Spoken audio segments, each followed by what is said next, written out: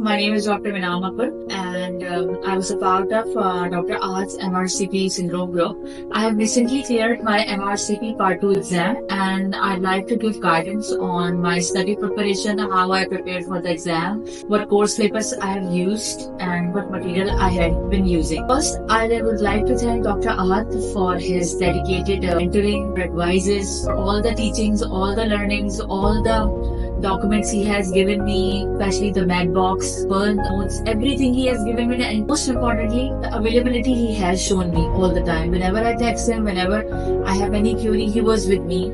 Every second he was with me. I'm very happy that I had a teacher like Dr. Ahad. I think whoever has a teacher like Dr. Ahad, MRCP won't be that difficult to clear or pass on. First, I would like to tell you all that in MRCP Part 2, my main course link were Dr. Ahad notes, especially the Pearl notes. Second, I had used past test and also past medicine. It usually came in everyone's mind that what Q band is more important. What I believe is making your concept more clearer and concepts about every disease, the line of treatment, the management, the pathophysiology, the treatment line, everything should be very clear, in spite if you are using past medicine or even if you are using past test. Anyone you can use. I have used both Q-bands. I have revised past test or Q-band almost 4 times and past medicine almost 3 times.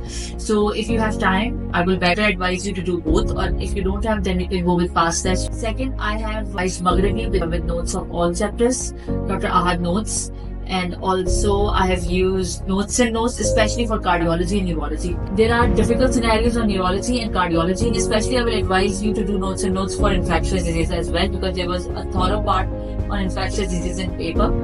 Though I think if you do these material, I think you can easily clear the exam and follow Dr. Ahad advices and keep revising. And one most important thing I would like to tell about the ECG thing and pictures, all the dermatology.